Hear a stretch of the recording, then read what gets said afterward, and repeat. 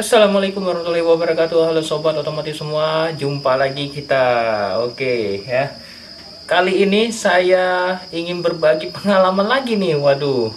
Jadi banyak sekali pengalaman yang saya temukan di keseharian saya ya, khususnya di otomotif. Saya bukan mekanik, namun saya tetap belajar ya secara otodidak lah ya, bagaimana menangani masalah-masalah motor khususnya yang sering-sering ditemukan kesehariannya. Jadi kalau misalkan dikeluarkan ongkos tiap hari dengan gejala-gejala yang bisa kita tangani sendiri, otomatis ya pasti akan lama-kelamaan isi dompet akan menipis juga.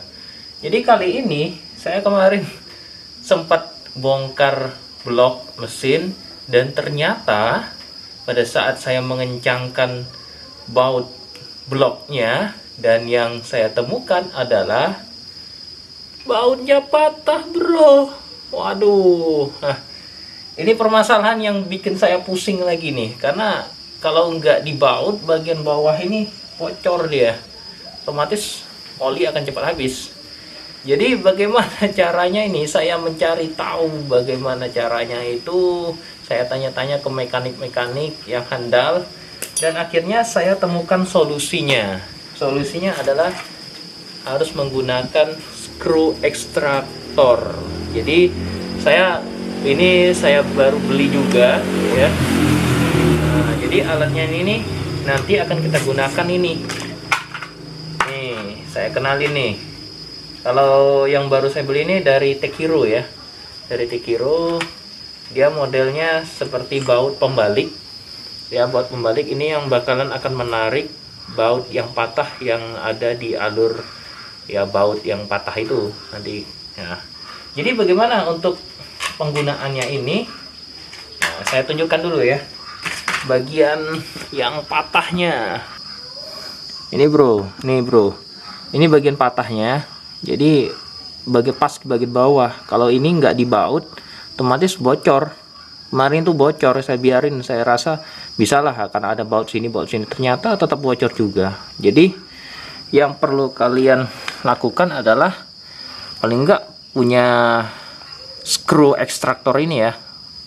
Banyak jenis sih sebenarnya, kebetulan di tempat saya itu adanya yang merek ini harganya sekitaran 120 kemarin saya beli ya.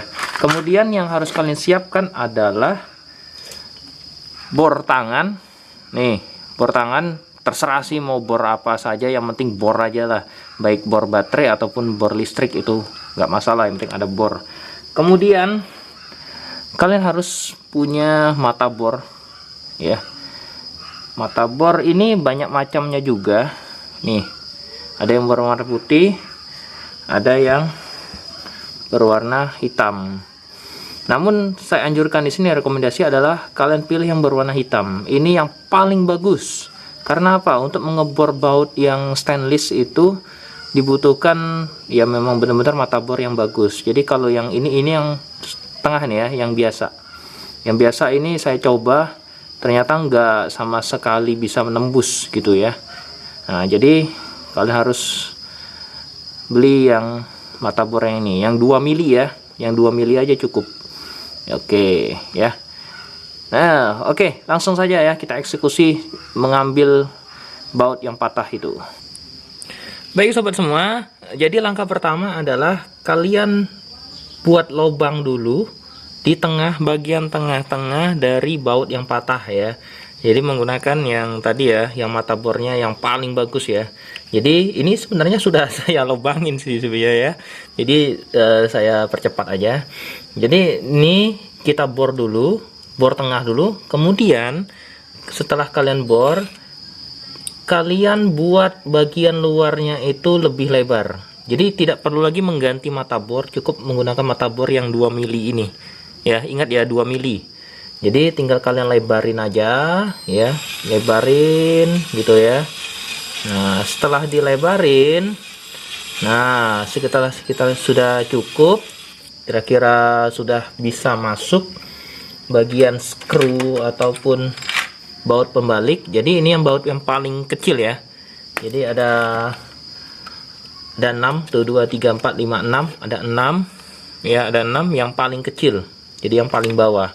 Kita gunakan yang paling bawah aja. Kemudian jadi tetap menggunakan bor. Jadi untuk menghemat saja sih sebenarnya.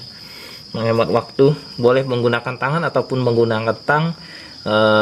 Yang penting ya, menggunakan bor. Namun settinglah bor kalian itu agar dia berputarnya terbalik. Jadi kalau misalkan ada bor yang bisa bolak-balik itu lebih enak sebenarnya ya.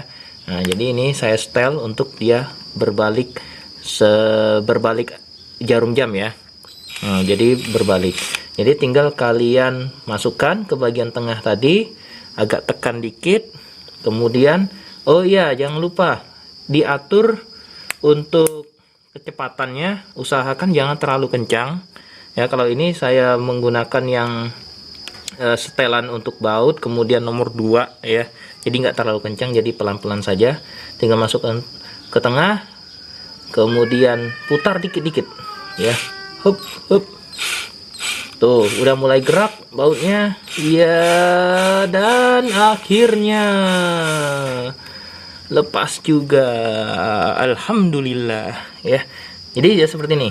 Nah, jadi karena alur dari skru ekstraktor ini terbalik alurnya, jadi dia semakin berputar berbalik arah jarum jam, dia akan semakin mengencang dan menarik baut yang patah, karena baut ini kan dia putarannya searah jarum jam. Jadi simpel kan teman-teman semua, semuanya itu bisa kita pelajari jikalau kita itu punya keinginan sebenarnya ya, keinginan dan kemauan. Dan pastinya harus punya budget dan alat-alat ya. Jadi alat-alat ini saya juga ya cicil menyicil, kalau ada masalah baru beli, kalau nggak ada masalah ya nggak bakalan saya beli juga. Itu aja tips dan trik dari saya. Walaupun kalian bukan mekanik, namun bila kalian punya keinginan, kemauan, dan mau belajar, otomatis pasti semuanya bisa. Oke, sekian dari saya. Sampai jumpa di video-video berikutnya. Ya, jangan sampai ada masalah lagi ya. Kalau ada masalah nanti saya share juga. Sampai jumpa. Assalamualaikum warahmatullahi wabarakatuh. Kenali baut motor kalian bila motor kan sudah berumur, dan harus kalian cek juga kondisi bautnya, jangan sampai seperti saya. Jadi bila kalian melihat ada baut, bisa kalian lihat di sini ya, kalau diperhatikan di sini agak tebal, ujungnya tebal, kemudian ada di bagian tengah ini cembungnya agak ke bawah, jadi melengkung ke bawah. Ini tandanya baut ini sudah harus kalian ganti. Apabila tidak kalian ganti, otomatis baut ini juga akan mengalami patah pada saat kalian mengencangkan bautnya ya. Jadi ini ya, jadi bisa kalian lihat sini ada cembungan melengkung agak ke bawah gitu ya. Itu artinya baut kalian harus kalian ganti segera, kalau tidak bakalan patah.